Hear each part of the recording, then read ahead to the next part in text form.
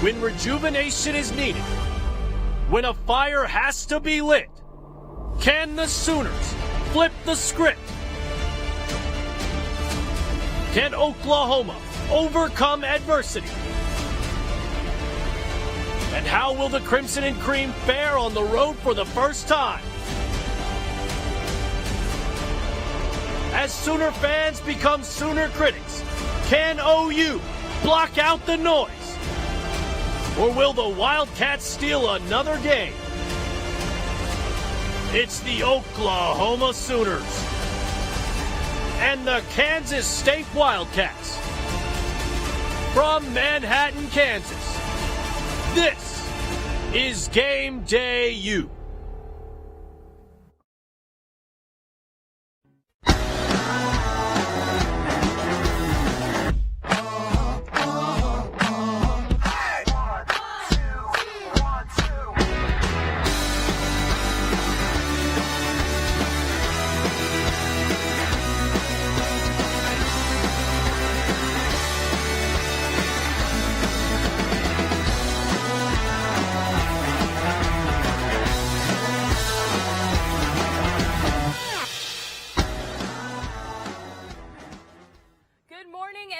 To your game day show for the Oklahoma Sooners. It's your GameDay U travel team here. I'm Caroline Grace alongside Kaylee Tinglestad and Ben Thomas, and we're in Manhattan, Kansas, the Little Apple, and we're coming off of a rough weekend, 3-point win against West Virginia. Lots to break down, but let's first see what the Sooners have to say about that nail-biting finish. About it. Proud of our resilience. I told the guys in the locker room, you look at, and I think most of you guys were obviously still covering our team at this time last year. And the difference, and to me the biggest difference is we found some ways here when we haven't been at our best to win some close games. We've showed, I think, incredible resiliency. We certainly did tonight. We were a very resilient football team, and we're growing, we're improving, obviously. Again, lots to take away from last weekend. Kaylee, can you start out and just tell us what your biggest takeaway was from the West Virginia game? Yeah, I'm just going to have to say the offense is not performing like everybody expects they should. They are not connecting. They're not acting like that Sooner offense that these fans are used to. The receivers are not going deep enough for Spencer's arm. They're not even running the right routes. I mean, against Tulane, week 1, Spencer Rattler threw when Hazelwood was in triple coverage, but Hazelwood ran the wrong route, costed them with an interception. I mean, they're just not performing right now. But in college football overall, the offenses are not performing like people are used to. And I think that's been a big mix-up. These defenses are getting stronger, and these offenses are not putting up those points that everyone's used to. And so, I mean, OU's getting hurt by that. I definitely think we are kind of seeing a transition into more of a defensive-heavy college football platform. And I never thought I would say this, but my takeaway from the game is that the Sooners, or Lincoln Riley rather, was too conservative. 5 drives in the first half. Let's break this down just a little bit. So the first drive was a touchdown, the only touchdown of the half, before 2 punts and an interception on West Virginia's 44. Then another punt. Taking a look at that second drive after the touchdown, it's 2nd and 10, and Eric Gray takes it up the middle for 2 yards.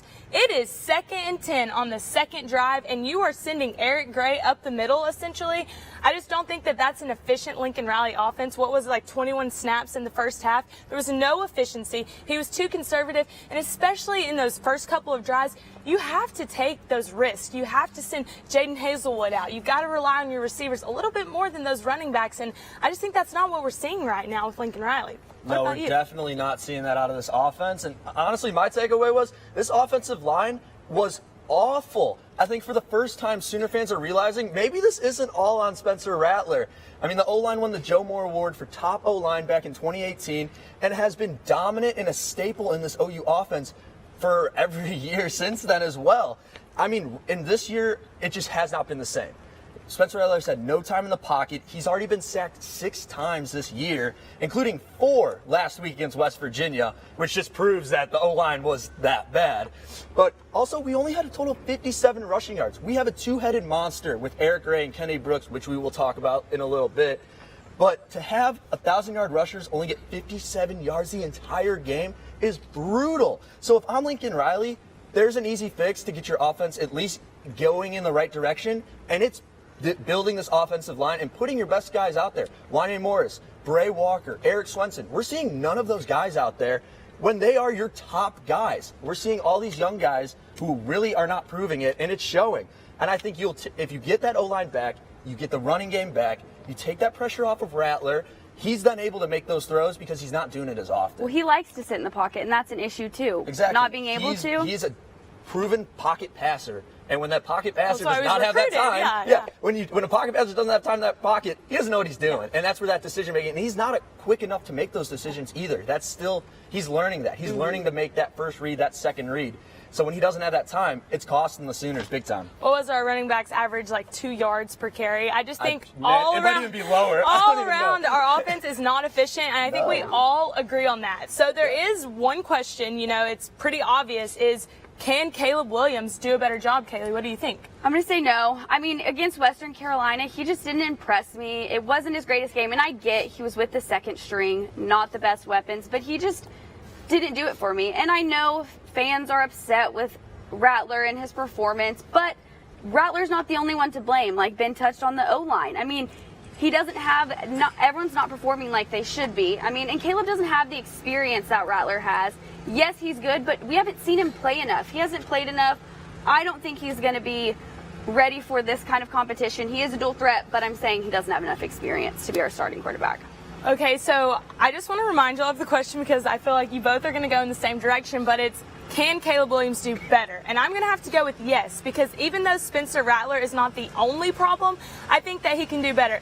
First of all, I want to know who made Spencer Rattler a Heisman frontrunner based off what stats. He's ranked 38th nationally. In his quarterback class, he was ranked number 1. Y'all want to know who was number 2? Bo Nix. You want to know who was number 3? Jaden Daniels. Do you know what this tells me? It tells me that the 2019 quarterback class just isn't that good. He's not efficient. He can't be a pocket passer, and that's what he was recruited for. And all around, I just don't think he's a reliable guy. I've heard it day in and day out from staff, from players. He's a selfish player. His team doesn't want to play for him anymore. So I'm going to say this right now because I've already said it 2 shows ago, but Caleb Williams will be the starting quarterback against Texas. I think tomorrow we are going to see Caleb Williams get a lot more snaps. He's going to be in the rotation because they want him to be ready. And to be honest, Lincoln Riley, he can't afford a close game against K-State. And it's not in Norman. There's no more we want Caleb chance in order for Lincoln to steer away from going in that direction. I think he's going to put Caleb Williams on the field a lot tomorrow, and he will be the starter against Texas. Ben, what do you think? See, I have to disagree there. I can see what you're saying. I see your point you're making, but we saw flashes from Rattler last season of what he can be. That Florida game and the bowl game, he was dominant. Florida. That's an SEC team. And he was dominant against them. I don't care if they were missing a bunch of guys on offense. That was basically their entire defense, though. And he lit them up. So he can do it if he has that time in that pocket and can rely on the run game as well. So I don't think Caleb Williams will necessarily be better because, like Kaylee said, he's young. He's immature. He's going to make the same mistakes Rattler's making, just might look better doing it. I don't even know. But honestly, you could incorporate him into certain type of sets, certain type of formations. Now, having those we want Caleb chants probably blew that out the window in Lincoln Riley's mind, so we probably won't see it. But with his athleticism and the way that he can expand the play and roll out of the pocket and use his legs and run, you could throw in quarterback draws, read options, or even have him drop back. Just any way to get the defense guessing. I think right now a lot of defenses know what they're getting with Rattler, which will be he's going to drop back, he's going to pass. You know what you're getting out of him. Where you throw in Caleb, you're kind of switching him in and out, kind of like West Virginia has done with their 2 quarterback set. I think you can get the defenses off guard. You will catch them off guard. You'll get them guessing. And I think the Sooner offense will then be able to attack. And so while I don't think he should start, and I don't necessarily think he'll do better, I think you can throw defenses off and get that offense clicking with a bunch of different sets and throw him and Rattler in and out, but not all the time. It'll be more Rattler, maybe 80-20. Okay. 80-20. So here's the thing. I'm just a little bit confused because everything you just said was Caleb Williams can do better. But we don't know. Obviously, running the ball, But what do you have Yes, to he lose? can If use you his are legs. Lincoln Riley right now That's and what you I'm have saying. Caleb Williams on your team and Spencer's not getting the job But done. how do we know Caleb Williams is How do we that not know? good? How do we not know? He hasn't played football since the spring game, and then before that, didn't play for an entire year. Well, So, I mean, we don't know how fresh he is. He's a freshman. You got to learn the playbook. You got to be able to hit all your receivers, learn and read defenses. He's not there yet. He hasn't even I done have it to yet. disagree. I think that Caleb Williams is a natural-born leader. You can call me crazy. Leader, yes. You can call me Look at his crazy, recruiting but class, yeah. he will be starting against Texas. All right. Now, we've We talked might a be lot calling about the you crazy. quarterbacks, offensive line. Let's go into the backfield just a little bit. Do you think, averaging 2 yards per carry, that OU needs to stick to the 2 running back system? Kaylee, what you got? I'm going to say yes. They are both such good weapons. Why not use them? Kennedy Brooks with the running game, Eric Gray with the reception game. I mean, they're both great weapons that OU should utilize. The dual running back method is working for them, and even though the offense isn't performing that well, a lot of it is to the O-line, like Ben touched on earlier. I think playing both them, why not use them? Keeping them one on the field gives the other one rest. When they're on the field, peak performance. So I say yes, use both weapons. So again, I'm going to have to go with no on this one, because what sets Oklahoma apart from every other Big 12 team and in the country is that they've always had an efficient air raid. They've been able to attack those secondaries. Now, have they ever been able to really put up numbers whenever they face a good SEC team, in the playoffs? No. But I think that their efficiency against secondaries has always been their strong suit. Why are we running on 2nd and 10s early in the game? That just is beyond me. I'm not sure why that's more still Lincoln happening. The drives are not efficient. Why are Austin Stogner and Braden Willis not being utilized like they were last year? I guess all I have to say about that is bye-bye Beamer, because our H-backs aren't being utilized, and they were our best receivers last year. Jaden Hazelwood, he's not running the right routes. Why are we not sitting these guys down and saying, this is the Oklahoma offense. This is what's efficient. This is what's been working. And it's just not working out with the run game, I don't think.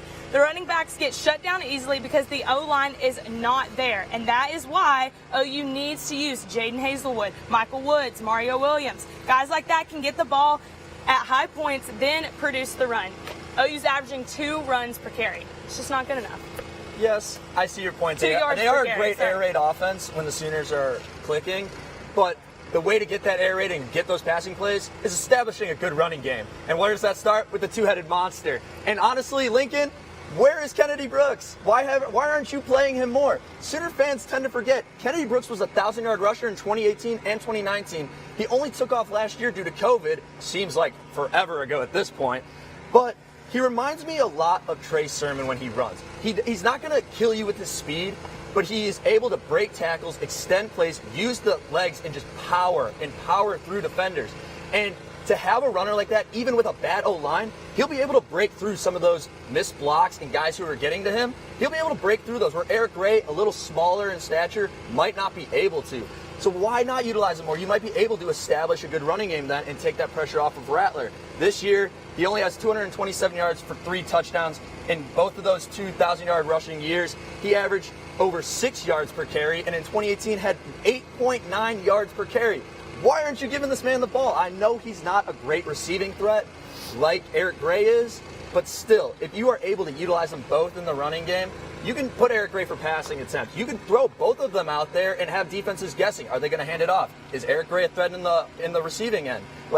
Utilize Kennedy Brooks more, even if it's a decoy or in the running game. He definitely needs to be out there, and that O-line needs to get fixed, because if they fix that, then Kennedy Brooks will pop off for another 1,000-yard season. Unfortunately, I kind of think we're all having issues with Lincoln Riley, and never thought that would happen. We were talking about systematic offenses last night, and we were.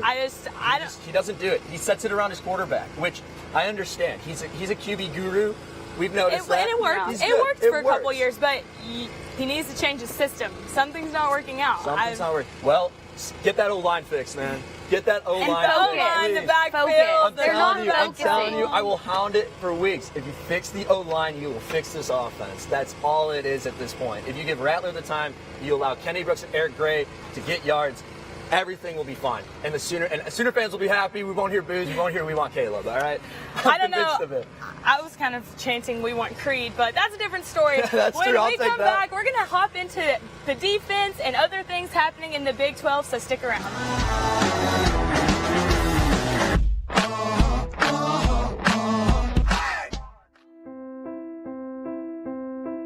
One day, this will be your office. You'll track the storms, send out the warning, and save lives. One day, you'll teach here too. You'll tell others just like you why you became a meteorologist. But first, you have to become a student. And you'll do that right here at the National Weather Center. It just takes a moment to spread from one person to another. So how do you break the germ cycle? Wash your hands often and always after coughing, sneezing, handling food, and going to the bathroom. Lather the front, back, and in between for at least 20 seconds. If there's no soap or water available, use a hand sanitizer with at least 60% alcohol. Regularly disinfect common surfaces, including your phone. These small things can help break the germ cycle.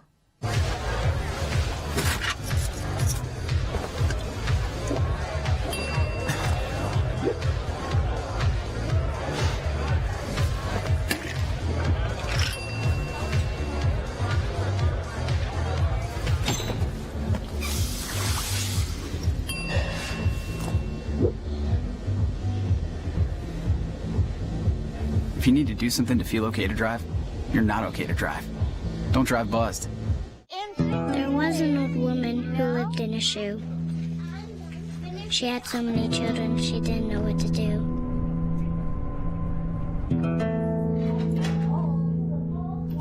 She gave them some broth without any bread and kissed them all soundly. Lights out. Good night. And put them to bed. Hunger is a story we can end. End it at feedingamerica.org.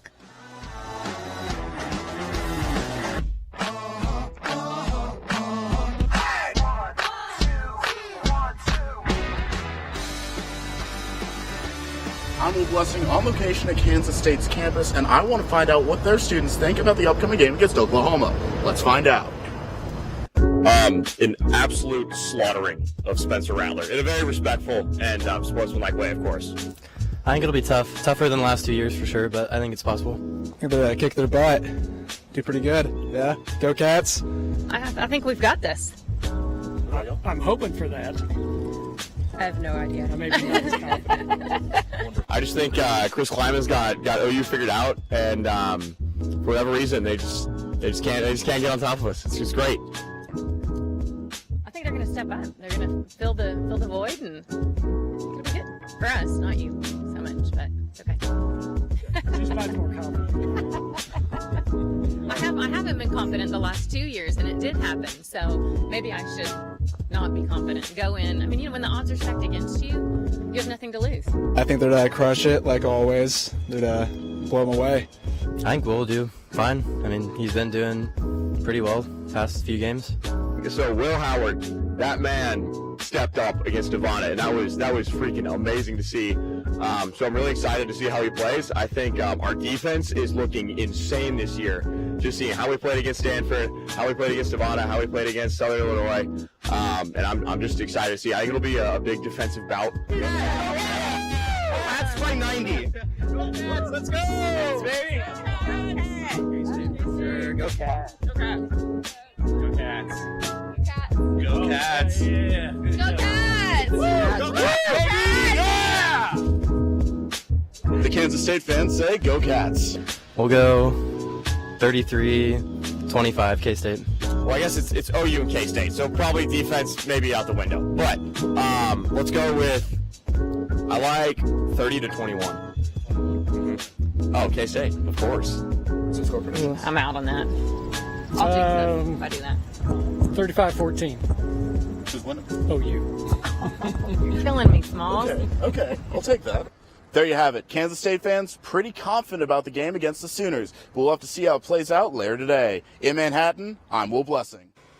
Welcome back to the Little Apple. I'm Caroline alongside Kaylee and Ben. Now, we've never been to Manhattan, Kansas before, so if you have any restaurant suggestions, anything like that, just send them our way because we have absolutely no idea what we're going to be doing for the next 24 hours. Now, before we jump in, I had to take a double take at the rundown because I saw there's a question about OU's defense, so I'll just have to ask it straightforward, Kaylee. Is OU's defense back? Yes. If it wasn't for OU's defense, there's not a chance that OU would be undefeated right now. The offense isn't doing it, so it's the defense's job. And I'm just going to put up these stats for us. Okay, let's look at it. 2021 to 2018. Look at the difference. Your hand might be blocking it. Total defense, 31st in 2021. In 2018, 114th. Scoring, 20th. 2018, 101. Sacks, 11th. 49th. I mean, forced fumbles, third to 114th. I mean, those are so drastic and so different. The defense is performing this year, and if it wasn't for the defense, the Sooners would not be looking as good as they are, and they're not looking good. Okay, I get it, but is OU's defense really back? Back from 30 years ago when Brian Bosworth was on the team? That was a pretty good defense. I just don't think that there's any proof that OU's defense is back. A 5-point win to Tulane, a 3-point win against West Virginia. I will point out that the scores were low, which means it was a good defensive game. However, West Virginia, unranked. Tulane, unranked. It's just not cutting it for me. There's no proof that they can stop a fast tempo offense. Turnovers are lacking. Only one against Nebraska and one against West Virginia. And this is the hard truth. Just because Oklahoma's defense looks good on paper doesn't mean that much. There is not one team in the top 10 that OU cannot stop on the defensive side. Okay, maybe Notre Dame, maybe Iowa, but Georgia, Alabama, Penn State, Oregon, Arkansas, Florida, they all average almost 15 yards per reception and 5 yards per carry. West Virginia, Nebraska, Tulane, 2 yards per carry. 10, 11 yards per reception. It just doesn't add up. They're not a top 10 team defensively. But you also have to think about West Virginia and Nebraska. I actually might agree with that. Are not the best offenses. They are more defensive based, and to be in a defensive battle, and the OU's defense to be better than those two defenses is actually pretty impressive. So that's why I'm saying, yeah, they are back. And guess what? We have some dogs on this defense. This defense is one of the best OU has seen in so long. And I'm not even talking about the whole defense. Let me just dive into the D-line itself. Perrion Winfrey, Nick Benito, Isaiah Thomas, Jalen Redmond, Josh Ellison. These guys have been dominant in then shutting down run games and getting pressure to the quarterback. And it's been one of the reasons, like you pointed out, why this team is 4-0. Because it's definitely not been the offense. And I think if teams are realizing that OU is winning defensive battles, something that's been their Achilles heel for years, I think you should be worried. Because that defense can show up and get stops against top-ranked teams. And I do believe that. Because let's look at the stats here. 90.6 graded pass rush, which is the highest among Power 5 teams. 45 sacks in the last 12 games, which is second most in the country? And then let's dive into Nick Benito, just himself. Him alone has a 93.2 rating, which is the highest among pass rushers in the entire nation. We have the best pass rusher in the entire nation. So, and that's not even talking about the DBs, DTY and Woody Washington and Billy Bowman, all those guys who are ball hawks, forcing turnovers, shutting down receivers. This is exactly what Alex Grinch came in and was built to do, like Kaylee proved with those stats. This is the speed D in full force, in full effect, and I'm a firm believer that this defense is that good because, like I said, there's some dogs. Kaylee, I know you agree. If you have anything else to add, I'm going to say the defense, they show up when it matters. Tulane, in the last drive, Nick Benito and Perrion Winfrey, they showed up. And, I mean, maybe they're not performing like they should throughout the whole game, but they're stepping it up, and when they need to perform, they are performing. But they shouldn't have had to step up and perform against Tulane. That's the problem. I'm sorry, but if Georgia, Alabama, Oregon all had a resume against West Virginia and Nebraska and Tulane, I'm sure they would have the number one pass rushers in the country as well. I just don't think there's any proof. What team can you point out that Oklahoma has played that's credible enough to say our defense is impressive?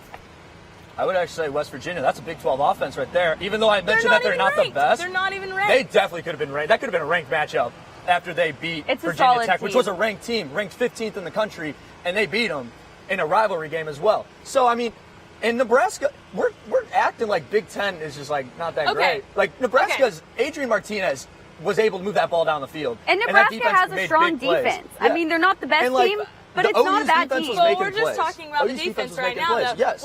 Tell me one team in the top 5 that OU could beat defensively.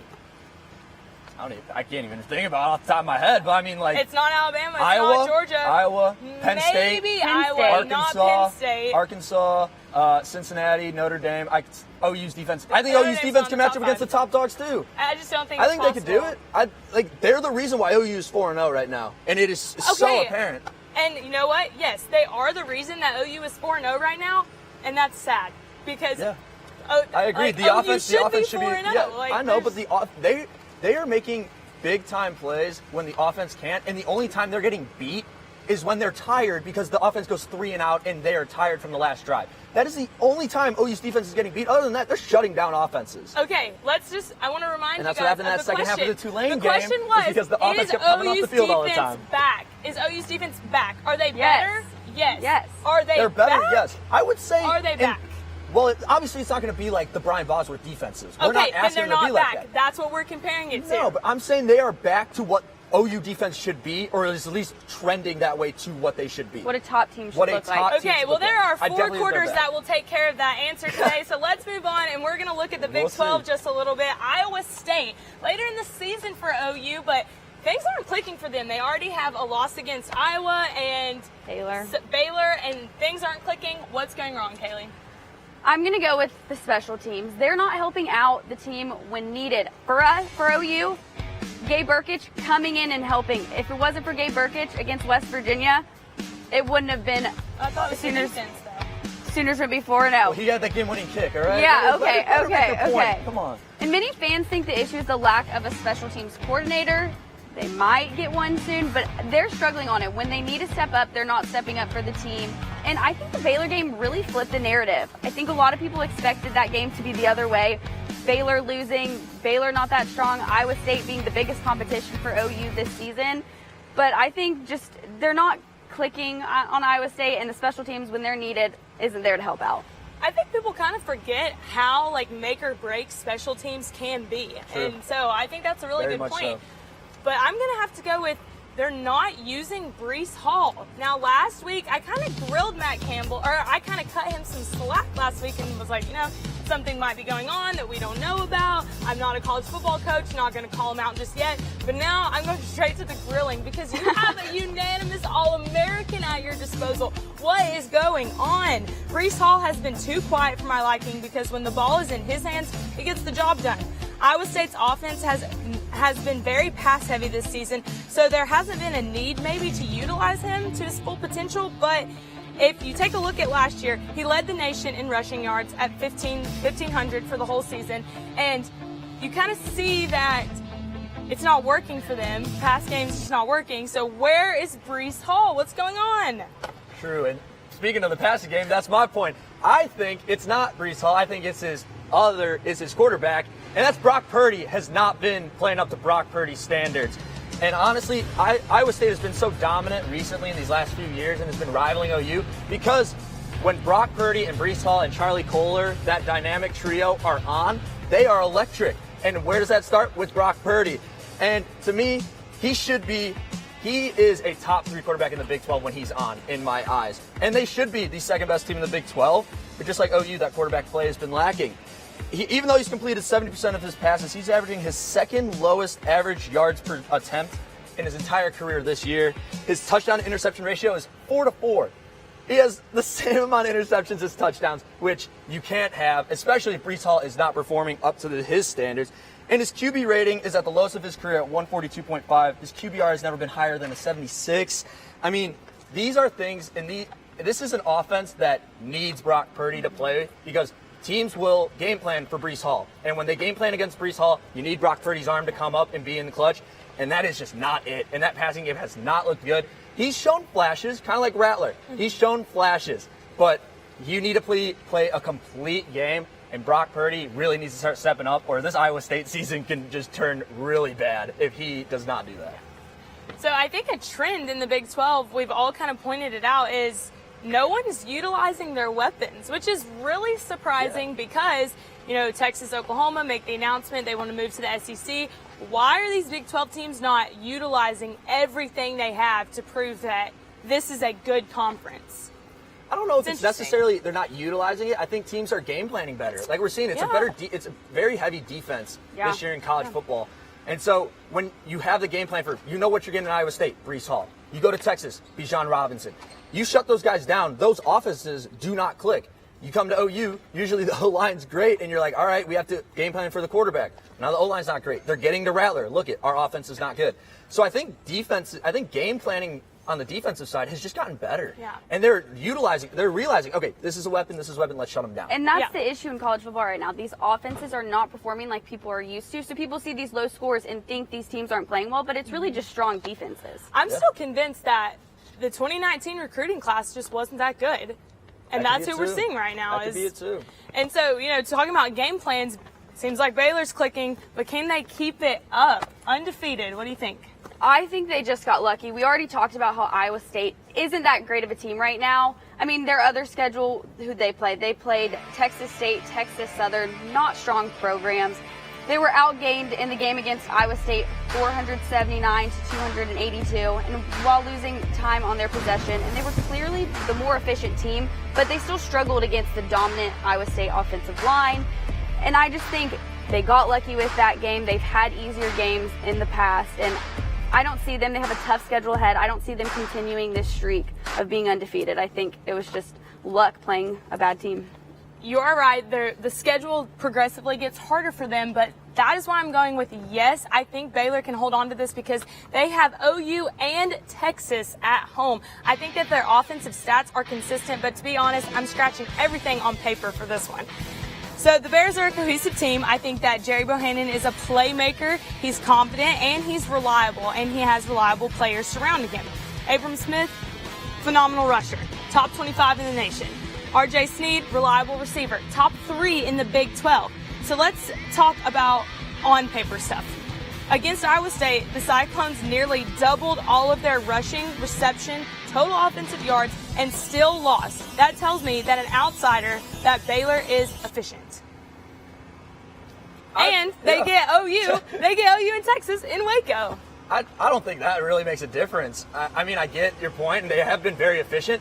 But for me, kind of like what Kaylee's saying, I think their schedule just gets too tough from here on out. Yes, you mentioned they played Texas State, Texas Southern, and Kansas. Granted, Kansas did get a win this year, but it's still Kansas football. And it's not really anything challenging. Oh, yeah, they're going all the way. But that upset against Iowa State was surprising. I really thought Iowa State, this might have been a week where they could kind of get it back on track. And to have them basically blow that game at the end there was really surprising on my end. But Oklahoma State this week. Then you have West Virginia. Then you have number 13 ranked BYU. Then Texas. Then you have kind of a week off, a mediocre game. And then you have OU. Like, that is a tough stretch for any football team, let alone Baylor, who's really wasn't supposed to do much this year. Like you mentioned, Jerry Bohannon has been unbeatable. 7-0 touchdown to interception ratio. I mean, he's been basically almost perfect for this team. And Dave Aranda, we know the defense will hold up. My question is, can the offense hold up against good teams with good defenses like West Virginia, like OU, like Oklahoma State, like Texas? I just don't think they can. I just don't see it. These are really good defenses, really good teams. The defense will be fine. It's a defensive-heavy team. But that offense, I'm not so big on that offense. BYU is on the road, right? Or is it in Waco? It is on the road. It is on the road? I'm pretty sure it's on the road. So I got tripped up there for a second talking about Iowa State because in my head I was thinking about a K-State stat that I couldn't think of. But with that being said, you reminded me because Kansas State, thanks. Kansas State and West Virginia defensively pretty even. Yeah. So I don't really know if we can credit West Virginia with a good defense or if OU needs to be scared tomorrow. Yeah, that'll be tough. I think OU definitely should be worried. I mean, they've dropped the last 2 against this team, but OU's kryptonite's not playing with Skylar Thompson, and I'll touch on that a little later, but he's not playing. So if I'm OU, this is the perfect tune-up game.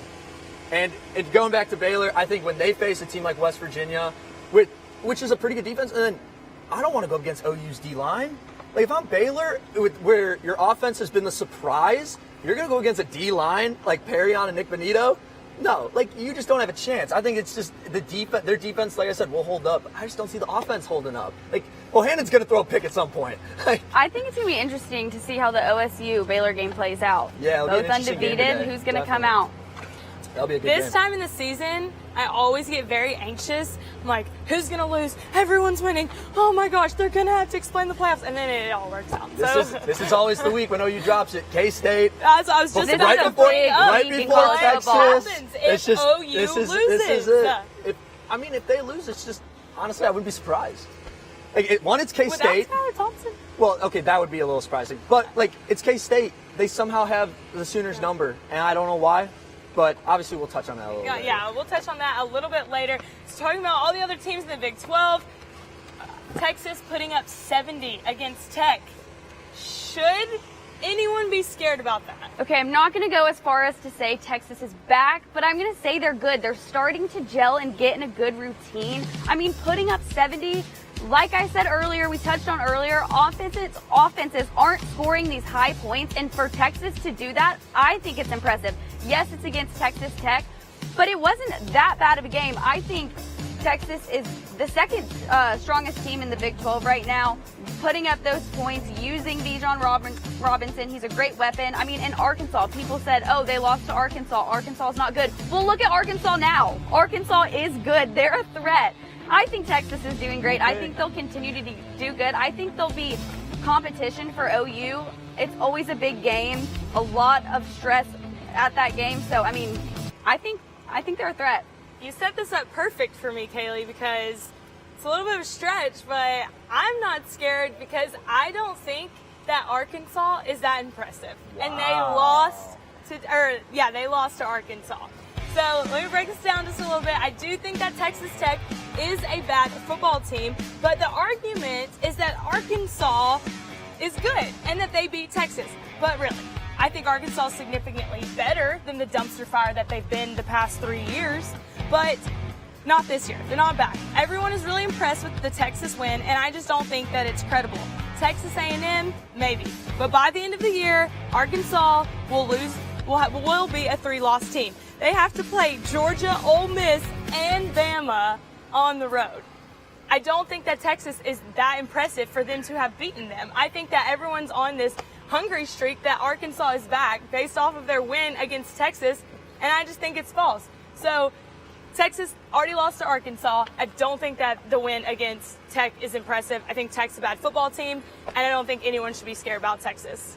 Well, I'm full Woo Pig Suey, all right? I'm all in on the Razorbacks, and KJ Jefferson, I'll take him over Bo Nix every day of the week. Okay, just that's throwing that not out there because you know Bo Nix. argument. I know, but I was just throwing that out there because you were making a point about it. But for me, I agree with you. I think it was just Texas Tech. Putting up 70 is impressive, okay? I'm not discrediting that. But again, it's just Texas Tech. I mean, them and Kansas, to me, Texas Tech and Kansas, not Texas, are bottom dwellers in the Big 12. And so the offense putting up 70 is just proving that, is making that point. Like, Texas Tech is just not where they used to be. They're definitely trending towards closer to Kansas than trending with the rest of the teams. And honestly, yes, Casey Thompson and Bijan Robinson are a scary duo together, and they are definitely a threat to any team in college football. And I think Steve Sarkisian found his guy with Thompson instead of Hudson Card. Yeah. But just like Baylor, I think good defenses will stop them. Going back to Arkansas, and they lost to Arkansas. I know Hudson Card started most of that game, but even when Casey Thompson came in, they were still outscored in the second half, 24-21. Arkansas was able to hold Bijan Robinson to 69 rushing yards and only 1 catch in the entire game.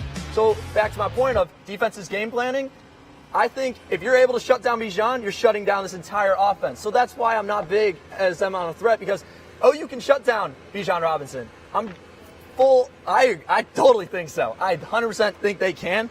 And seeing that just proves it. I mean, if you're able to shut them down, that Texas offense won't click. They won't get anything. And then against Tech, Bijan had 137 rushing yards and 2 catches, 54 yards. He dominated. And guess what? They put up points. So if you game plan well against Texas, you game plan to shut down Bijan and get pressure on Casey Thompson, you're going to beat this team. So who would you say is the second best team in the Big 12? Baylor.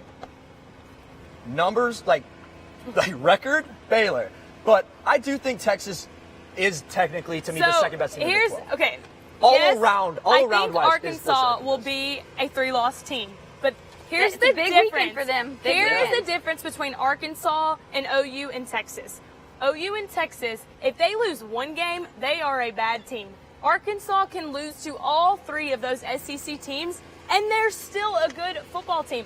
So there's still, I'm saying, I mean, there's still a mediocre football team in the SEC should be a Big 12 team like Texas. I just don't think that the Arkansas win is consistent with how impressive it is. But it would be impressive if Texas beat them, though. Texas beat an SEC team. It would be impressive the other way. So why is it impressive that Arkansas beat Texas? Though? Because I've said this for years. A mediocre SEC team can beat OU and Texas and should. See, I think once OU and Texas get in there, I don't know necessarily about Texas. I think OU's going to hold their own in the SEC. Yeah, good thing they have 4 years to prepare for it. Because they're playing like they are right now. They're definitely going in 2 years. That the team that is going to play on this field can hold their own in the SEC I think that defense Not right now. Not right now. Not right now. But I think that defense would be able to get stops, multiple stops in any game. But that offense, that offense can't hold its own. When that offense is clicking, I think even if Rattler's under center, that's a team that can compete in that SEC they need and to even focus. win the their potential conference. is there, but they're not focusing. And that's the issue. I'm surprised you're saying all this because usually you're more diehard SEC than I am. I'm a Bama guy, but I mean, I know Bama's going to win. I know Bama's going to win, so I'm not even worried about that. Don't ever say those words around me again. Okay. Well, before me and Ben get in a fist fight on live television, we are going to take a break here in the Little Apple and toss it back to the studio team. So stick around.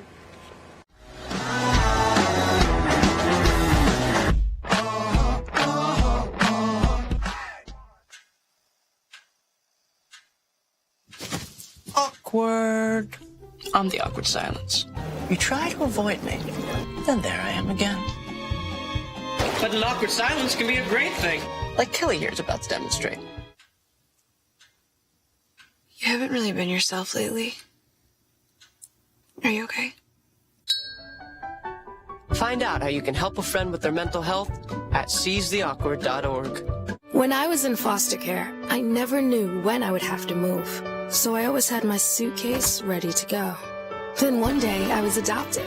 My new parents opened their hearts and home to me. My parents cook my favorite breakfast for me every morning. My parents take me on trips I never thought I would go on. They gave me a home and an even better reason to use that suitcase. My parents aren't perfect, but they're perfect for me.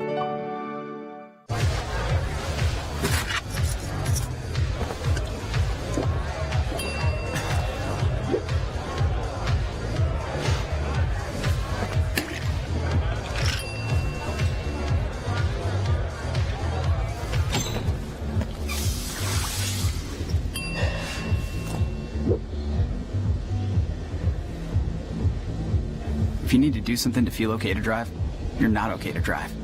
Don't drive buzzed. How prepared is your family if a tornado shows up at your doorstep, or a flood, or a hurricane? You can't just turn away a natural disaster. That's why it's important to go to ready.gov/plan now. It has the tools and tips you need to make an emergency plan with your family. So if disaster comes knocking, let's go. You'll be ready to help keep your family safe. It's just a pizza. Yes. Make a plan today.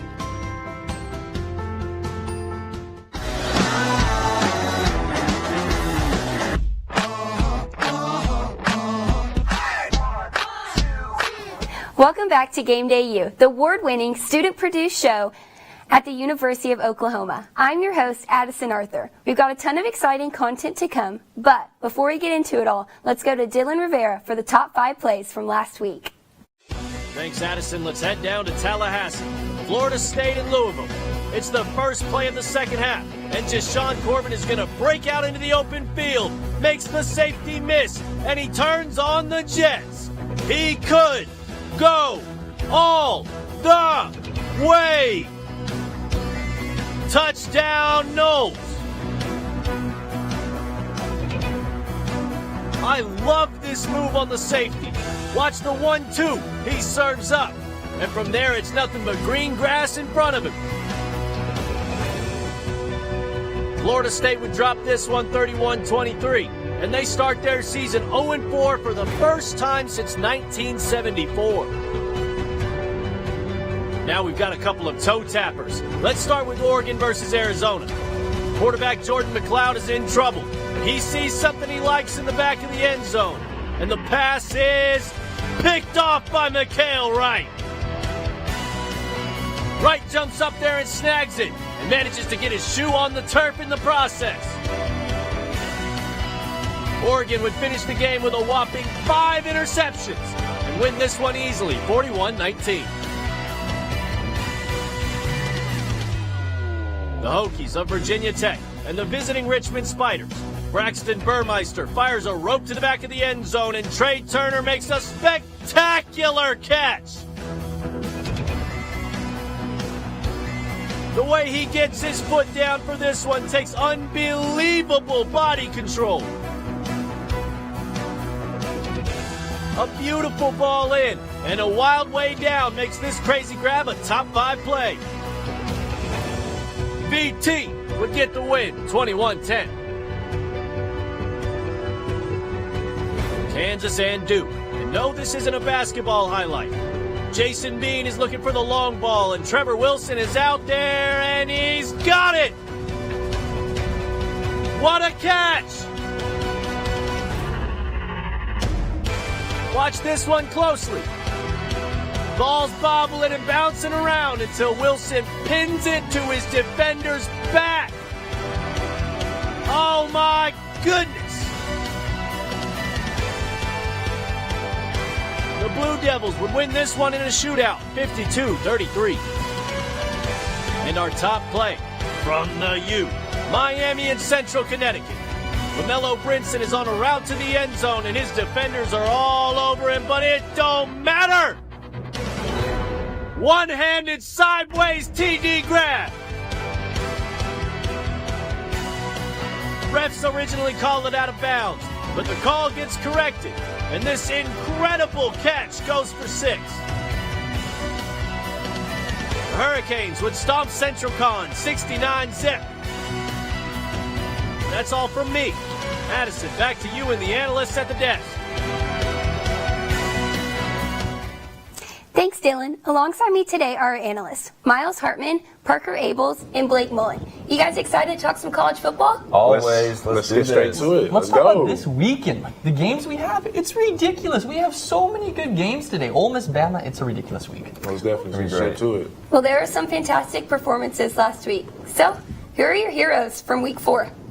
You know, going off this past week, I feel like OU's defense definitely came through for the win against WV. I feel like a player in particular would have to be Delarian Turner-Yell.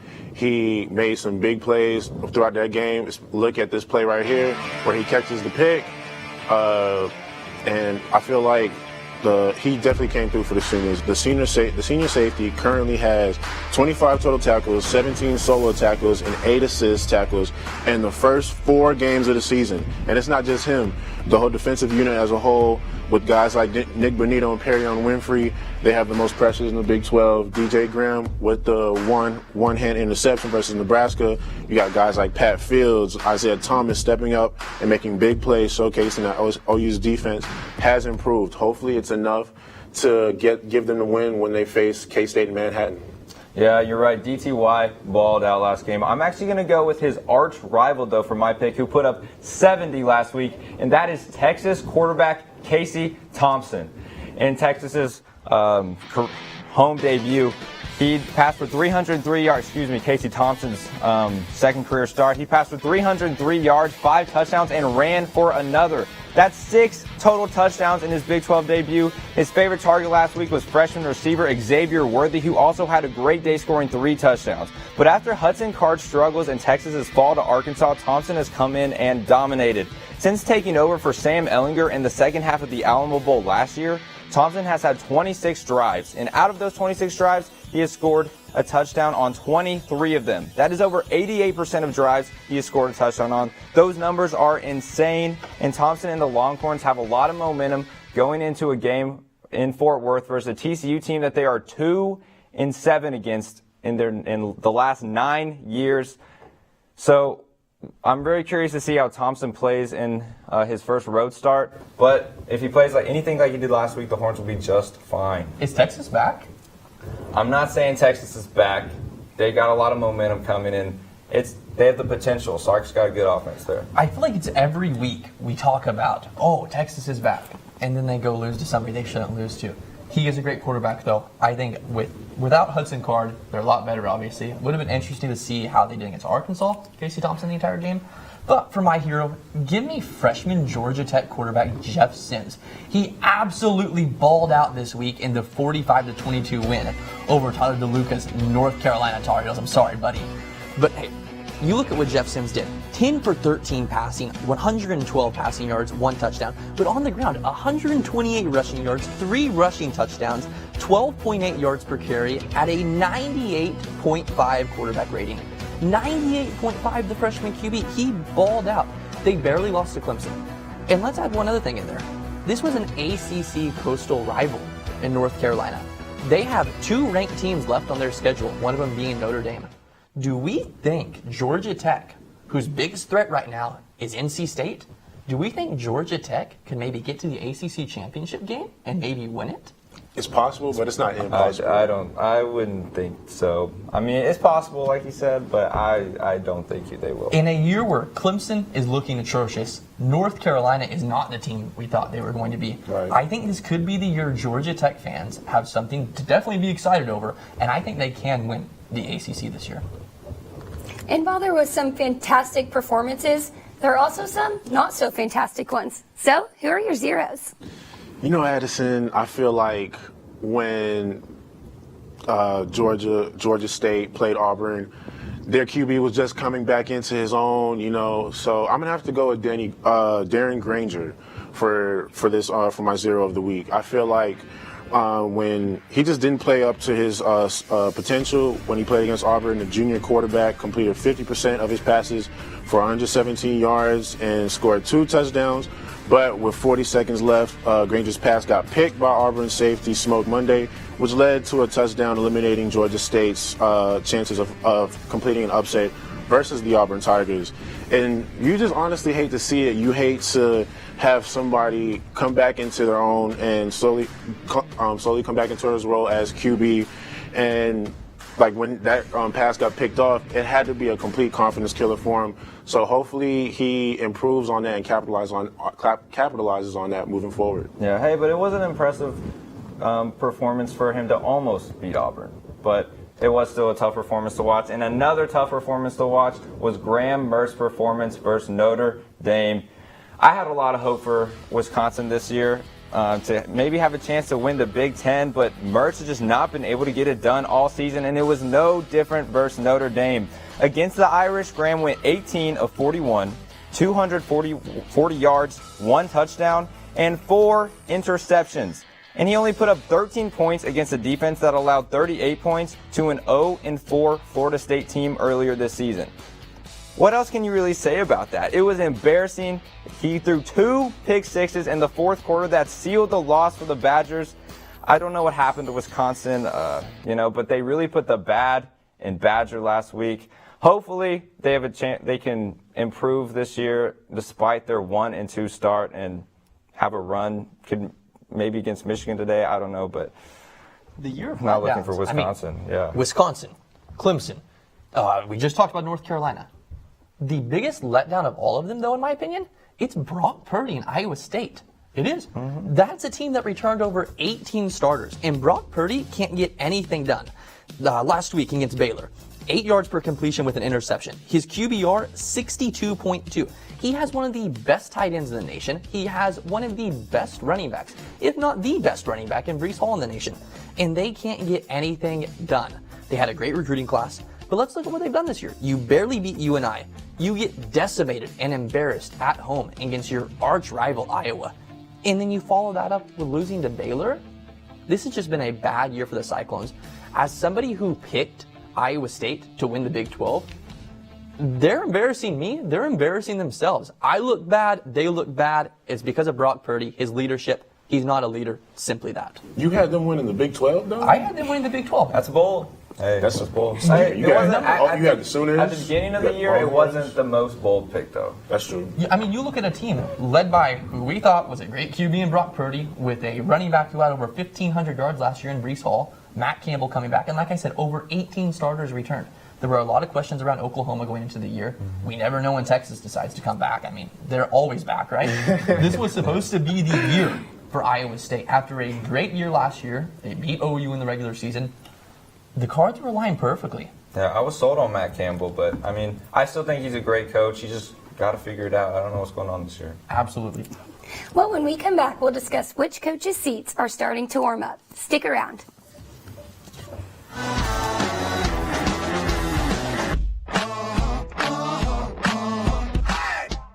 I will never forget this day. In this moment, it's as if time itself has stopped for us. The thought of being here with you. When two become one.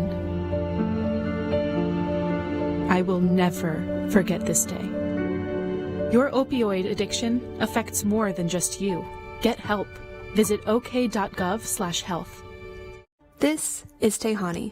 She likes to play with her friends and has dreams of becoming a doctor. But when COVID-19 devastated her community, she was taken out of school and forced into marriage at just 12 years old. Tehani and thousands of other child brides are facing domestic abuse, female genital mutilation, and life-threatening pregnancies. And the pandemic is causing these numbers to rise. Too Young to Wed envisions a world where girls are free to simply be children and determine the course of their own lives. Will you help us? There was an old woman who lived in a shoe. She had so many children she didn't know what to do.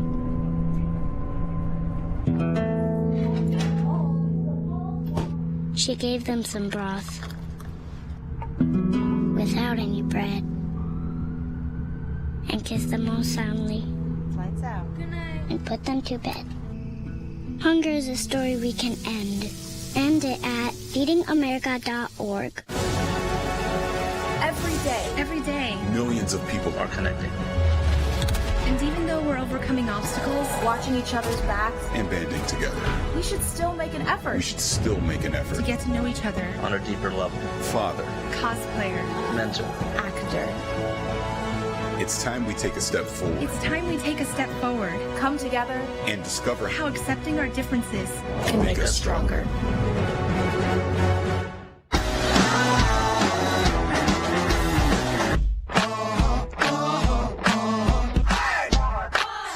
Is a new concept for NCAA players, but many wasted no time taking business opportunities and expanding their horizons beyond their sport. For the most part, we have seen things like brand deals and partnerships, but two OU football players, Jeremiah Hall and Braden Willis, have gone beyond what most are doing and have created their own podcast. Podcast On The Prairie is a deep dive into OU football that is unfiltered by Braden and myself. So we wanted to give Sooner Nation a perspective that they haven't had before. The purpose of the podcast was to give an inside perspective on OU football. But as the episodes go on, Braden and Jeremiah have realized that their platform has given them the opportunity to show Sooner fans they're more than just the number on their back. I think a lot of times that football players or athletes in general are just seen as like objects and not really people. You know, you just go out there and play, and that's kind of it. Like after we're off the field, people really don't see us outside of that. Being more than just a player is something these two seem to be passionate about. Starting the podcast On The Prairie has shown them what having a platform that goes beyond just being an athlete is like. Really, it's just shown me what life could look like outside of football. You know, it's giving me insight as to maybe pursuing other ways to not just be seen by my fans, but have my voice be heard. Though they are thrown in the spotlight every fall, it is clear that Jeremiah and Braden remain humble through everything that they do, even insisting that most of the credit for their podcast is owed to their producer, Alex French. He gives us talking points. He just outlines it so simple for us. Like, we can't really mess it up. Like, honestly, there's enough. He always gives us enough content to talk longer than an hour. And if you want to check out the podcast On The Prairie for yourself, new episodes stream on Apple Podcasts every week, with some episodes even featuring other familiar Sooner faces. For GameDay U, Madison D'Addario. Welcome back into the studio. It's the fourth segment and we have 4 questions. So let's go for it. Is current Notre Dame head coach Brian Kelly the best in school history? There's been some historic coaches to go through the program, but Kelly is now the winningest. Does that make him the best, guys? You know, with his team currently in the top 10 in the AP poll, he passed, like you said, he's the winningest coach in school history with a record of 105-39. But guess what? It's still not enough. I'm so sorry. Obviously, he's coached at these schools like Central Michigan and Cincinnati, teams in the early 2000s. They just weren't enough to compete for a championship. And although he is considered the winningest coach in Notre Dame history, him not having a ring is a big reason why he's not the best at the best coach to coach for Notre Dame. So I just feel like if he had more winning experience, if he had more rings, that would definitely make him a better candidate for the best coach to coach for Notre Dame. So it doesn't mean a thing if you don't have that ring. I'm just being honest with you. I like that. Yeah, I agree. Kelly's been very good, but he's just not the best. I think the best has got to be Lou Holtz. Everybody knows and loves Lou Holtz, and his time with the Irish was legendary, especially that historic 1988 season when they won the national championship, defeating teams like #1 Miami and #1 USC to get it. While Kelly is a few wins ahead of Holtz with the same number of seasons, well, first of all, seasons are longer now than they were back then, and Holtz has just won in ways Kelly hasn't been able to achieve. When you look at what Kelly has done at Notre Dame, you just don't see any major wins under his belt. He did take that Monte Teo team, 2012 team, to the national championship, but that ring is about just as real as Teo's girlfriend was at the time. So, I mean, Lou Holtz has better wins, a national championship, and about 1 million more inspirational quotes. Gotta take good old Lou. What? Hello? Bro, Lou Holtz is not top 2. Number 2 is Knute Rockne. It is so disrespectful that we are not even talking about him. 3 national championships, 102, 15-5 record, 88.1 win percentage. What era was that in, though? Yeah, it doesn't matter. He's a coach at Notre Dame. About 1918? Hey, I don't care if he's World War I, baby. He won. All he right. won games. And you know who else won games? Brian Kelly. And that's why he's not number 2. He's not number 3. He's number 1. He is the Notre Dame GOAT. 105 wins, 39 losses, 72.9% win rate. You know, when he got there, Notre Dame had 5 seasons of 10-plus wins in the past 20 years. Since then, Kelly has won 10-plus games in 5 of the past 6 seasons. He's had a perfect regular season in 2012, 2018, and 2020. He has 1 national championship appearance. I understand. They didn't win. That hurts. But today in college football, you know how many coaches would kill to just say, yeah, he's the winningest ever. He has the most wins ever.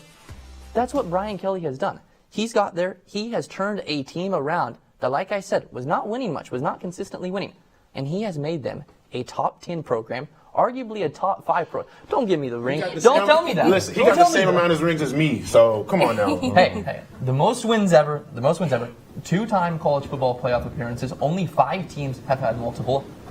He's done stuff no other coaches can imagine doing. Yeah, okay, get out of here. Get out of here. I'm leaving. It is heating up here in the studio. Well, Notre Dame's opponent today is the 7th-ranked Cincinnati Bearcats. If Cincinnati can pull off a win, will that launch them into the playoff conversation? Man, listen, this is going to be a great game. You got number 7 Cincinnati Bearcats versus the number 9 Fighting Irish. Both have yet to lose a game, but my answer is no. I'm going to just have to say it. I feel like there are better teams out there. It's not them. It's just there are more teams out there like Bama, Georgia, Oregon, Penn State that are completely balling right now. So I feel like it's possible, but it's not impossible for them to make the playoffs. It's just so many other teams that are out there that are better than them.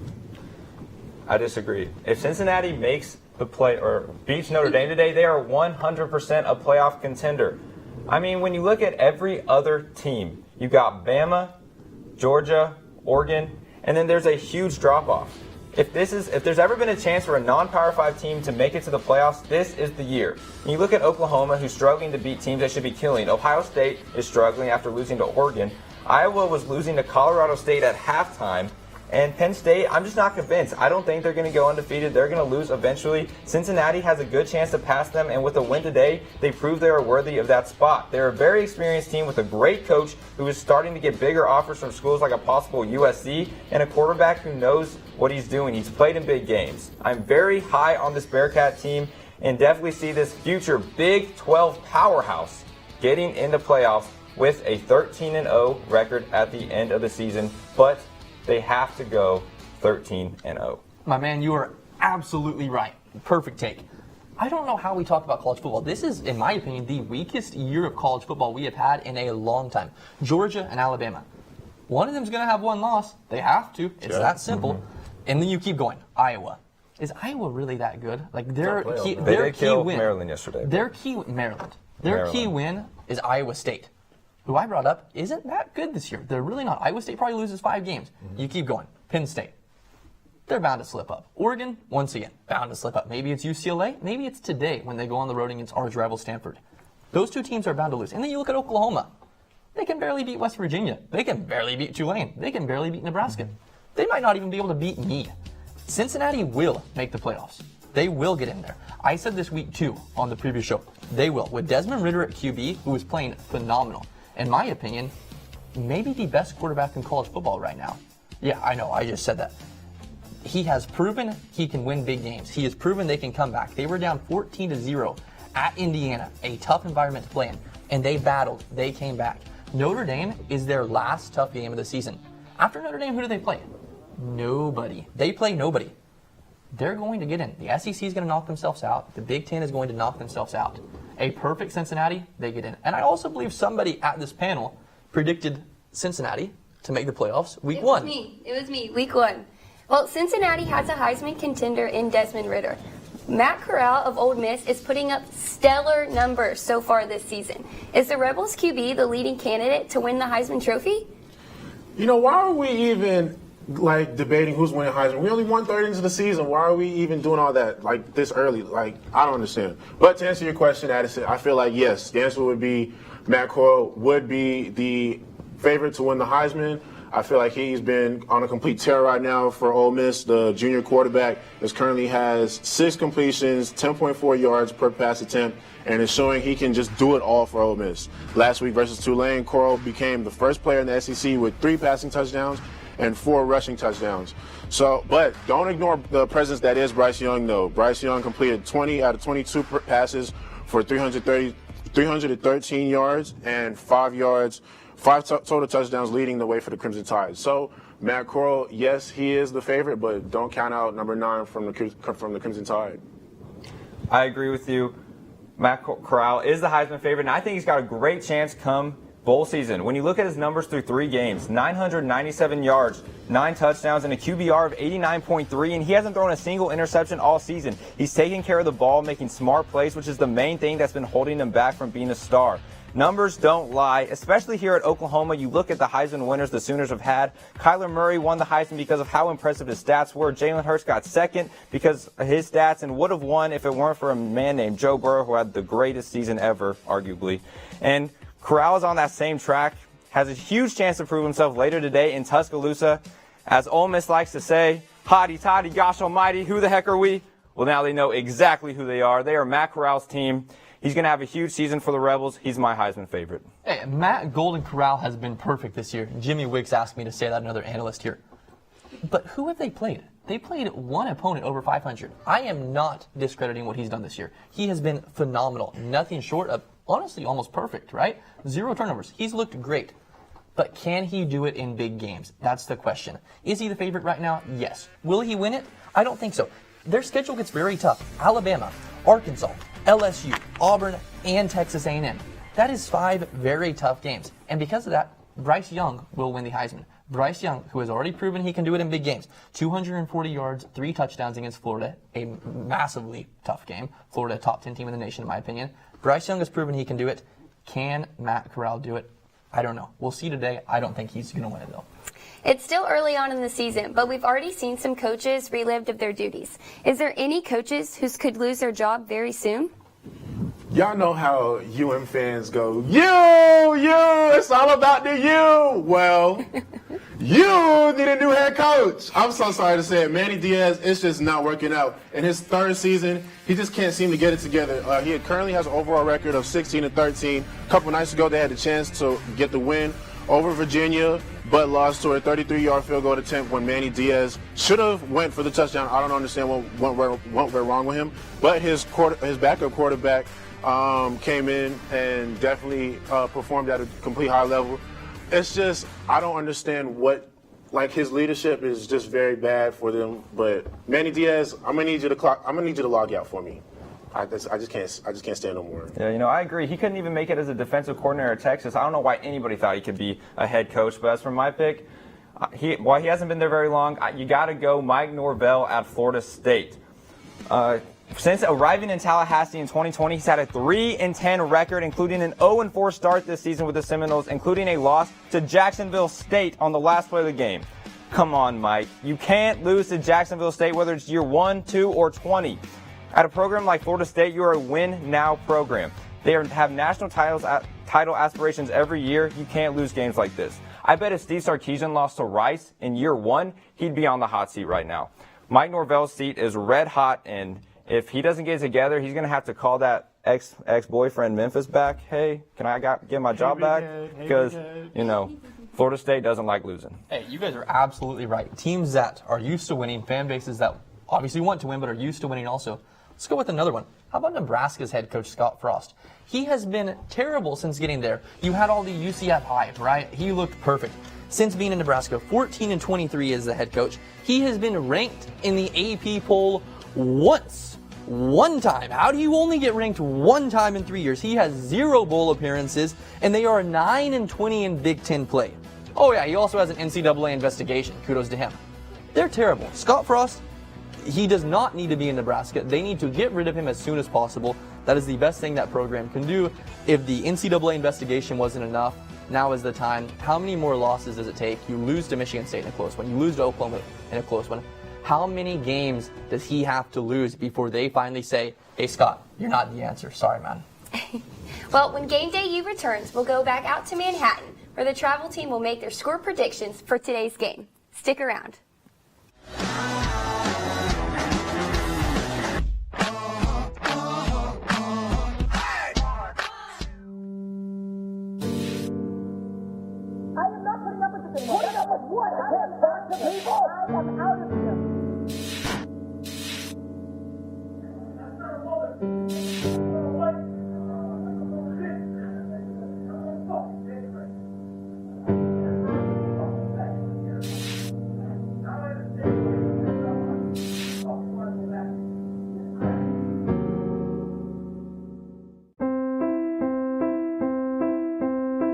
One day, this will be your office.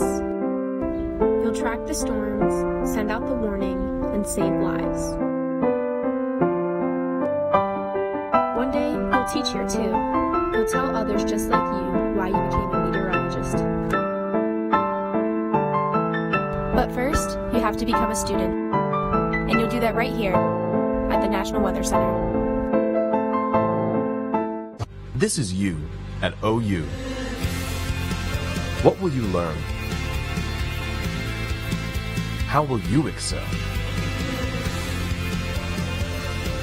What path will you lead? Who will you impact? What will you do at OU? If I could be you, and you could be me for just 1 hour. If we could find a way to get inside each other's minds. Walk a mile in my shoes. Walk a mile in my shoes. Well, before you abuse, criticize, and accuse. Walk a mile in my shoes.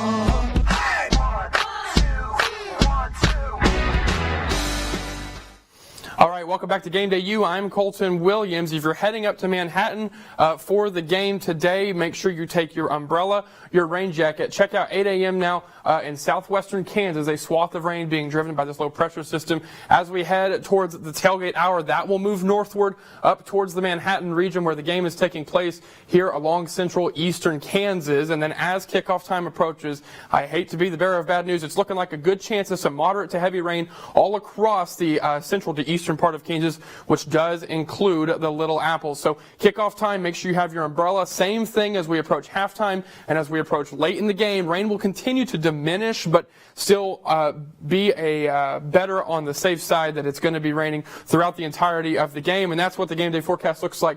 Once again, for Manhattan, partly cloudy skies. That rain begins to build by the tailgate time. You move towards kickoff, moderate to heavy rain. Same story with halftime. That's all. Back to you in Manhattan. Welcome back one last time with your GameDay U travel team in Manhattan. Now for 2 years, Lincoln Riley has fallen to Kansas State. They've got him figured out. And we were at a restaurant last night, and Kansas State kind of thinks that they're going to win this football game. They made that known to us. Kaylee, what can we expect from the Wildcats? Well, I think the key to success for the Sooners is slowing down Deuce Vaughn. I think that's their biggest weapon. The defense is strong, for OU is stronger. So I think slowing him will help. With 393 rushing yards, 5 touchdowns, and averaging 5.2 yards, stopping him will really eliminate K-State's chance of winning. I really like that. What my expectations are kind of for both sides of the ball. I'm expecting a lot of turnovers. I think tomorrow is going to be a breakthrough day for the Oklahoma defense. I'm admitting it. Do I think they're back? No, but I do think that they're gelling a little bit more. I think tomorrow they're going to, like you said, keep the ball out of Deuce Vaughn's hands, and their defense is going to want to rattle Spencer Rattler. Caleb Williams is going to come in after a couple turnovers. That's going to happen. Turnovers all day. What you got, Ben? You're big on Caleb Williams here, but honestly, my thing is I could see K-State upsetting OU once again, 3 straight years. Because I don't know what this K-State team eats on game day against OU, but, I mean, they need to keep doing it because it's working these last 2 years for sure. Luckily for OU, their true kryptonite, Skylar Thompson, will not be playing today, thank God, because if he was, I probably would have picked Kansas State to win. Honestly, I'm not lying about that. Lincoln and the Sooners just can't get past this K-State team, and it's always right before Texas as well, which just always then gives them the boost for Texas. But why just win the game? Then you'll have your boost. Honestly, in 2019, 2020, the Sooners always jumped out to a big lead, 17-7, 21-7, and then the second half was where it killed them. The defense adjusted. They were shutting down this offense, and I think they could do it again because this offense really hasn't shown anything to me. This year, it hasn't shown us anything at all. So I definitely think OU could definitely drop this game. It wouldn't be surprising to me. And I don't think there'll be a big lead with OU jumping out. I mean, as they've been playing lately, so I think it'll look like a different game than it has the past 2 years. It's not going to be a big lead because Caleb Williams is going to have to come in and save the day. On that note, it's been 4 games. We've seen plenty of play by Oklahoma, and Kansas State always makes everyone nervous. Who are you calling out, Kaylee? I'm going to go with DTY, Delarian Turner-Yell. The defense, like I've said 100 times today, is OU's strength, and he is the leader for OU. So if he steps it up, keeps it going with OU, I think the Sooners can take it. He's leading the Sooners with 25 tackles. He's playing like everyone else should be playing, and if everyone else plays like him, then OU can win. Well, if the defense is already good, Kaylee, then why is there any need to You got to play like your best player. Yeah, DTY, man. I love that guy. I'm going on the other side of the ball, and I'm calling out a coach. I'm going to call out Coach Beadenbaugh. He's the offensive line coach. What are you doing, man? Not only are there a lot of problems with Spencer Rattler, but when you are not protecting your quarterback, it's bad news. They always say the highest paid player in the NFL is the quarterback, those who protect the quarterback, and those who go after the quarterback. So I think that we're not doing a good job, or OU's not doing a good job of protecting the quarterback. Something's got to give. You utilize your weapons. Stop rotating everyone in and out. It is game 5. You've got to find something that clicks. I agree. That is a perfect call out. And for me, I'm doing it for the 3rd straight time. Spencer Rattler, man. All right, the Rat attack. This is a positive one, all right? I'm backing you up here, all right? Last week, the boos, the We Want Caleb chants, not great. I totally see it, and I definitely think, though, this is your time to utilize that and use that as fire. don't use that as a confidence, shot of confidence. That's the word I'm looking for. Use this as fuel. We've seen Baker, Jalen, Kyler. They always use the critics and the haters as fuel, especially Baker. I mean, come on, Kansas alone. That was nuts. But this is his time. You're 5 games in. You have all these people doubting you. Throw the expectations and pressure out the window, all right? Just play your game. Play to your strength. Play to how you know how to play, because it got you here. It got you to the #1 ranked quarterback in the country. So obviously you know how to play. You know how to play the position. So make those reads, adjust, be able to read the defenses, but use that booing and use that we want Caleb chance as fuel. Fuel that fire, man. I think he can, and I think we might see one of the best games from Spencer Rattler today, and no Caleb Williams. No, Caleb here's Williams. the thing. Favorite quote, favorite movie. As every good housewife knows, the first check you write's for the mortgage, the second's for the insurance. NIL is the thing now. We are wasting money on Spencer Rattler. If your house isn't functional, why are you paying the mortgage? Hey, off the field has nothing to do with play on the field. Money's got nothing to do with on the field, man. He's got to have a better O-line. He's got to make the right reads. He's got to stop throwing in the triple and double coverage. There's things that he's a young quarterback too. This is his second season. Okay. He's only played 1 full season. You got it. And so I've been a big critic on him. I think he should be further along, but now you have a reason. But to play also, better. OU has had Fans so are many doubting good you. quarterbacks. There's such a high expectation, and Yes. when he's not performing to And that his was full my- potential, everyone is immediately, we want Caleb, booing him. I mean, one last point. Who do you think the worst quarterback right now in college football is?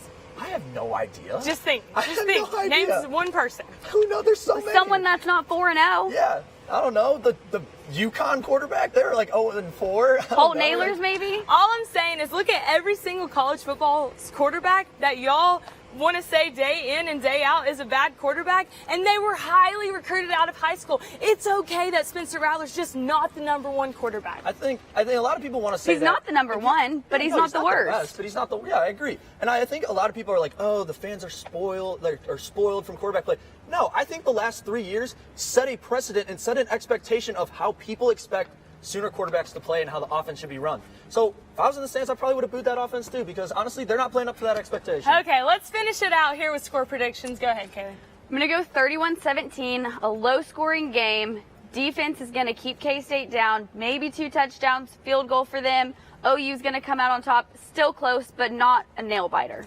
I'm going 20-10 OU. I think, like you said, finally OU's going to arrive, know how to shut down K-State. Caleb Williams is going to come in, top it off after the second half, because I think it's going to be a tied ball game. He's going to come in, get it done for the Sooners. What about you, Ben? I'm going OU 24-21. If it was Skylar Thompson was playing, probably would have gone K-State 24-21. Me too. But since he's not, OU will take this one. Defensive battle. I think it'll come down to the wire. I don't think neither offenses will click today. I think it'll just be a defensive game. Let's just break this K-State curse. Please. K-State curse. That needs to be broken. All right, well, we are so glad that you decided to join us on this morning. Everyone enjoy a full day of college football, and we'll see you next week.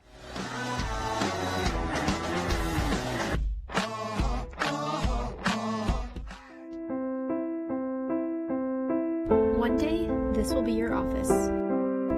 You'll track the storms, send out the warning, and save lives. One day, you'll teach here too. You'll tell others just like you why you became a meteorologist. But first, you have to become a student. And you'll do that right here at the National Weather Center. It just takes a moment to spread from one person to another. So how do you break the germ cycle? Wash your hands often and always after coughing, sneezing, handling food, and going to the bathroom. Lather the front, back, and in between for at least 20 seconds. If there's no soap or water available, use a hand sanitizer with at least 60% alcohol. Regularly disinfect common surfaces, including your phone. These small things can help break the germ cycle.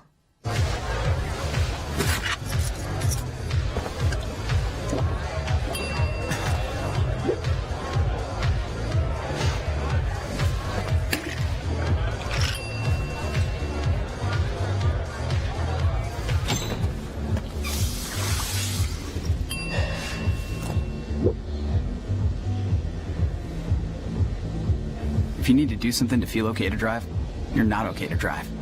Don't drive bust. There was an old woman who lived in a shoe. She had so many children, she didn't know what to do.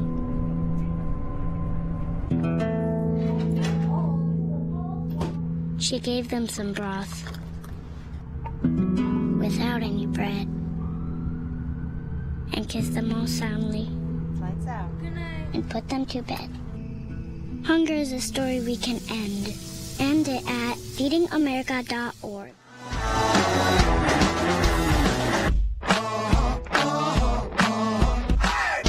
Back to GameDay U as we continue to count you down to Oklahoma's matchup with K-State. There are some great matchups for this week, but let's talk upsets first. Which underdog is getting the win today, Miles? I'm going to go Mississippi State getting the win over Texas A&M. I feel like the Bulldogs are currently 0-2 right now, so I feel like they'll go into Kyle Field and prove why they should deserve to be a top 25 team. Good pick. I'm going Arizona State over UCLA. ASU had a minor setback against BYU a couple weeks ago, but they're going to get back on track today at the Rose Bowl and knock off UCLA. Numbers mean everything in college football. Wisconsin over Michigan. It's going to happen. Wisconsin has won the last two meetings by a combined 69 points. They have not lost to Michigan and Madison since 2005. Wisconsin today, big, massive bounce back game. All they have to do is take care of the football. Well, two ranked teams in the Big 12 square off today. It's Oklahoma State and Baylor. Miles, who's winning it? Sick 'em, baby. Sick 'em. I got the Baylor Bears. But it's going to be a good game overall. I feel like both teams remain undefeated, and this is going to be a highly anticipated Big 12 matchup against these two teams. I'm going Oklahoma State. I'm just not convinced that Baylor is that good of a team yet. At home, Boone Pickens Stadium is going to be rocking, night game. I'm going Cowboys. Top 25 defense in the nation, number 1 in yards per game in the Big 12. Give me Baylor. Massive momentum after the Iowa State game. I think Baylor wins this one. A very, very, very close game, though. Alabama versus Matt Corral and the Ole Miss Rebels. Does Kiffin or Saban get the win? I'm going to have to go with Nick Saban's Crimson Tide, baby. I'm going to have to go with the Crimson Tide on this. Bryce Young has been on a tear. It's going to be a good game overall, though. I feel like it's going to be a great matchup between these two teams. If Matt Corral gets the win in Tuscaloosa, I'll give him the Heisman myself. That's how I see it. You know, I love the state of Mississippi. It's where my mom's from, but Alabama's just too overpowered. Alabama's going to win. Rebels keep it close. 48-63. That was the score last year. Another year with Matt Corral and a more inexperienced offense than Alabama. But give me Ole Miss in this one. We talked earlier about Cincinnati and Notre Dame. Who's winning the top 10 showdown? I'm going to have to go with Notre Dame. I feel like the Fighting Irish are more talented overall, especially on the defensive end. And home court advantage is going to be important in this game, so we'll see how that plays out. I'm going Cincinnati in South Bend. It's going to be a huge playoff contending win for the Bearcats. They're going to win. I agree. Cincinnati wins this one. Desmond Ridder, he's too good. And of course, Oklahoma Sooners head up to the Little Apple to play the Wildcats of Kansas State. The last two times these teams have met, the Sooners have left with an L. Will that change today? Boomer! I'm going OU as well. Sooners going to take it. Give me OU. They break the streak. That's it from this week's episode of GameDay U. We'll be back next week with all the Red River content you could ever want. For Miles Hartman, Parker Abels, and Blake Mullen, I'm Addison Arthur. Be sure to follow GameDay U on Facebook, Twitter, and Instagram. Have a fun and safe game day, and we'll see you next week.